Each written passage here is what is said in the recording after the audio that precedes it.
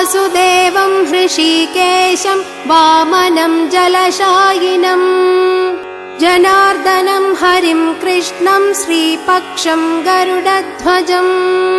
वराहं पुण्डरीकाक्षं नृसिंहं नरकान्तकम्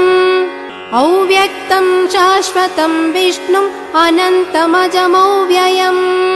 नारायणं गदाध्यक्षं गोविन्दं कीर्तिभाजनम्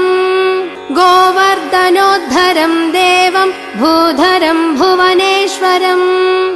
वेत्तारं यज्ञपुरुषं यज्ञेशं यज्ञवाहकम्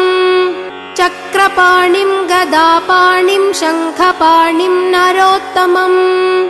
वैकुण्ठं दुष्टदमनं भूगर्भं पीतवाससम् त्रिविक्रमं त्रिकालज्ञं त्रिमूर्तिं नन्दिकेश्वरम् रामं रामं हयग्रीवं भीमं रौद्रं भवोद्भवम् श्रीपतिं श्रीधरं श्रीशं मङ्गलं मङ्गलायुधम् दामोदरं रमोपेतं केशवं केशिसूदनम् वरेण्यं वरदं विष्णुमानन्दं वसुदेवजम् हिरण्यरेतसं दीप्तं पुराणं पुरुषोत्तमम् सकलं निष्कलं शुद्धं निर्गुणं गुणशाश्वतम् हिरण्यतनुसङ्काशं सूर्यायुतसमप्रभम् मेघश्यामं चतुर्बाहुं कुशलं कमलेक्षणम् ज्योतिरूपमरूपं च स्वरूपं रूपसंस्थितम् सर्वज्ञं सर्वरूपस्थं सर्वेशं सर्वतोमुखम् ज्ञानं कूटस्थमचलं ज्ञानदं परमं प्रभुम्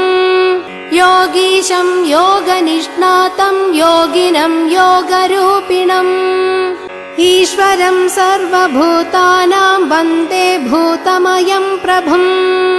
इति नाम शतं दिव्यं वैष्णवं खलु पापहम् व्यासेन कथितं पूर्वं सर्वपापप्रणाशनम् यः पठेत् प्रातरुत्थाय स भवेद्वैष्णवो नरः सर्वपापविशुद्धात्मा विष्णुसायुज्यमाप्नुयात्